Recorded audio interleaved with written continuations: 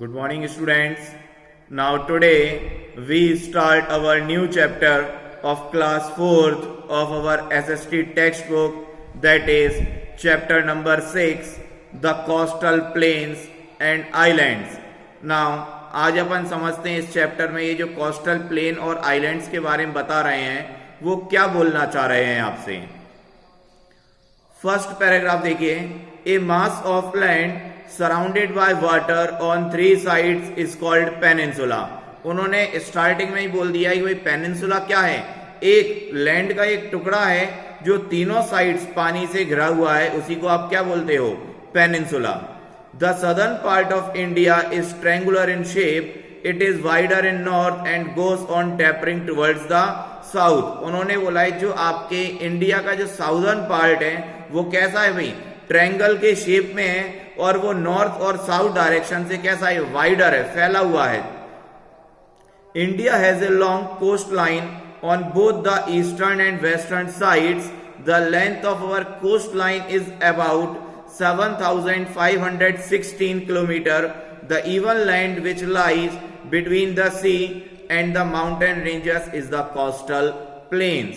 उन्होंने बोला ये जो chapter upon coastal plains and islands पढ़ने वाले हैं, तो कोस्टल प्लेन्स क्या है, उन्होंने बोला है जो इंडिया के ईस्टर्न और वेस्टर्न साइड में जो कोस्टल लाइन दी गई है, जो कोस्टल लाइन जाती है जिसकी लेंथ लगभग कितनी है, 7,516 किलोमीटर, और जो किसके बीच में, सी और माउंटेन के बीच में लाई करती है, और उसी एरिया को आप क्या बोलते हो भाई, कोस्टल प्लेन्स। उन्होंने बोला है western coastal planes, that mean जो आपके पास इस चैप्टर में कोस्टल प्लेन्स बता रहे हैं, तो कोस्टल प्लेन्स के को भी उन्होंने कैटेगराइज किया है। एक है आपका वेस्टर्न कोस्टल प्लेन और एक है आपका ईस्टर्न कोस्टल प्लेन। अब अपन पढ़ते हैं वेस्टर्न कोस्टल प्लेन्स क्या होता है। The western coastal plains rise from the Gulf of Kutch in north to Kanyakumari in the south. Western plain कहां से फैला हुआ है, नॉर्थ डायरेक्शन के गल्फ ऑफ कच्छ से और साउथ डायरेक्शन की कन्याकुमारी तक जितना ही बड़ा एरिया है वो सब किसके अंदर आता है, वेस्टर्न प्लेन के अंदर आता है। The Vindhya range hills cuts across these plains and divided the coastline into 3 parts.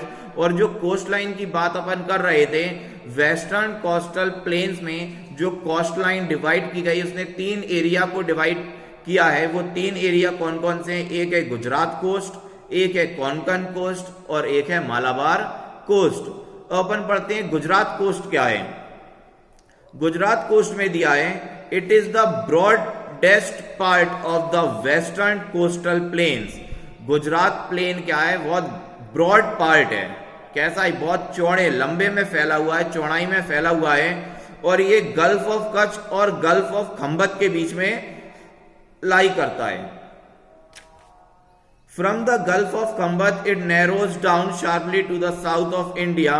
The soil of this area is very fertile. उन्होंने बोला है इस एरिया की जो सॉइल है वो बहुत ही ज्यादा फर्टाइल है। Ahmedabad is an important city of this region. इस क्षेत्र का, इस एरिया की जो इंपॉर्टेंट सिटी है वो कौन सी है, अहमदाबाद है। A narrow strip of sea going deep into a land is called a gulf. Next आपका दिया है कोंकण कोस्ट। इस वेस्टर्न रीजन में अपन 3 एरिया पढ़ेंगे, एक है गुजरात कोस्ट, कोंकण कोस्ट और मालाबार कोस्ट। गुजरात कोस्ट अपन पढ़ चुके हैं जो गल्फ ऑफ कच्छ से लेके गल्फ ऑफ खंबत के बीच में लाई करता है। यहाँ की सॉइल बहुत ही ज्यादा फर्टाइल है, और इस एरिया की जो इंपॉर्टेंट सिटी है वो क्या है, अहमदाबाद। अपन पढ़ते हैं अब Konkan coast. It is the middle part. ये क्या है, वेस्टर्न कोस्टल प्लेन का ये मिडिल पार्ट है जो गल्फ ऑफ खंबत से लेके गोवा तक फैला हुआ है। It is very rocky and uneven coast line.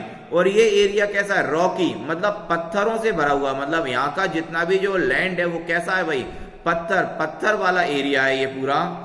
Mumbai is an important seaport in India, it is located on the Konkan coast.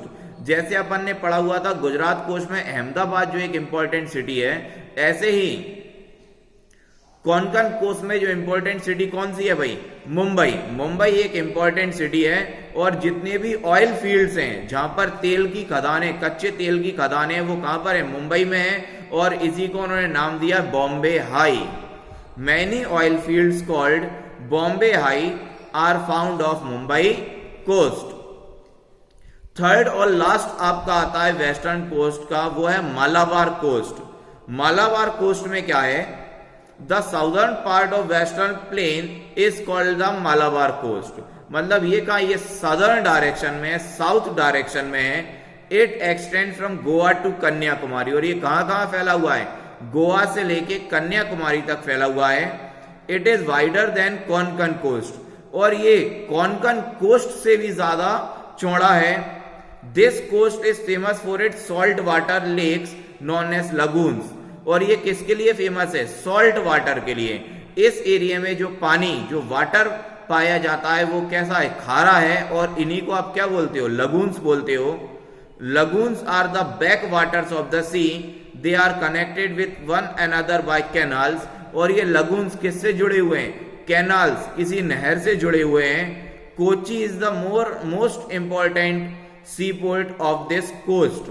जैसे कोंकण कोस्ट में मुंबई सी पोर्ट, और गुजरात कोस्ट में Ahmedabad city. Same as it is Malabar coast में कौन सी इंपॉर्टेंट है सी पोर्ट है भाई, कोची सी port है।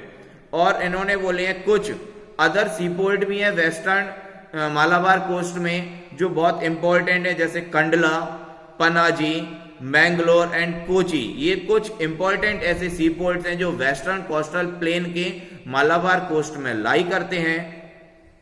This coast receives heavy rainfall from the monsoon winds. इस एरिया में सबसे ज्यादा बारिश होती है। The wet climate is good for growing rice, coconut and bananas. और यहाँ पानी ज्यादा गिरने की वजह से इधर का जो क्लाइमेट होता है वो कैसा होता है, वेट होता है, जिसकी वजह से उस वेट क्लाइमेट की वजह से यहाँ पर कुछ ऐसे इंपॉर्टेंट क्रॉप्स हैं। वो इंपॉर्टेंट क्रॉप्स कौन कौन से हैं, राइस, कोकोनट एंड बनानास। ये आपका था वेस्टर्न कोस्टल प्लेन। अपन पढ़ते हैं eastern coastal plains. Eastern coastal plains क्या बोलता है, the eastern coastal plains begins from West Bengal in north and stretch up to Kanyakumari. Eastern coastal plain east direction के वेस्ट बंगाल से शुरू होता है और कहां पे जाके खत्म होता है, कन्याकुमारी तक। They include the coastal areas of Orissa, Andhra Pradesh and Tamil Nadu.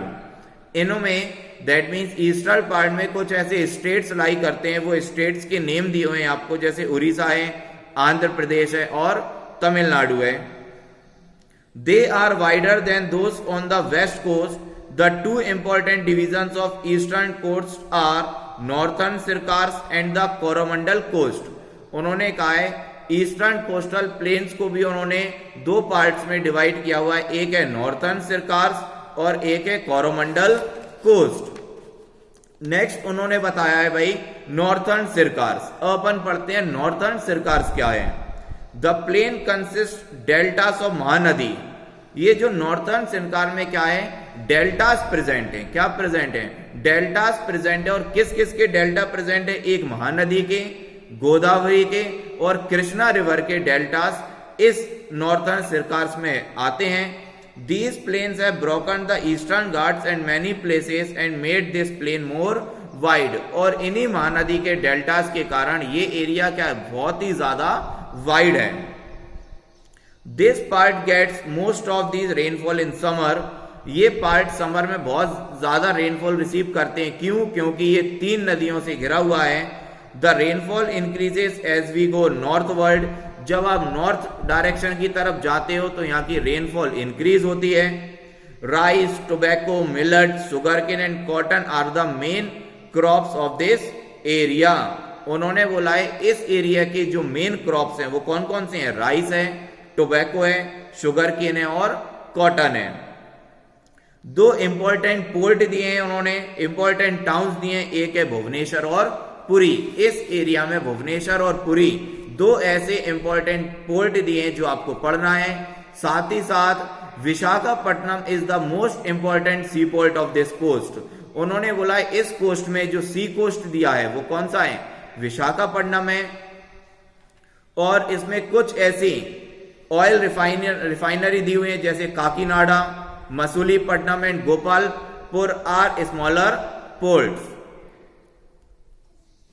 Okay students, आज आपने वेस्टर्न कोस्टल प्लेन्स को समझा है, ईस्टर्न कोस्टल प्लेन्स में अपन ने नॉर्थर्न सरकार्स को कंप्लीट किया है। अब नेक्स्ट पार्ट में, नेक्स्ट वीडियो में, दैट इज पार्ट सेकंड में अपन अपना रिमेनिंग चैप्टर को कवर अप करेंगे। आई होप स्टूडेंट्स आपको ये समझ में आया होगा। That's it for today. Thank you students, good bye.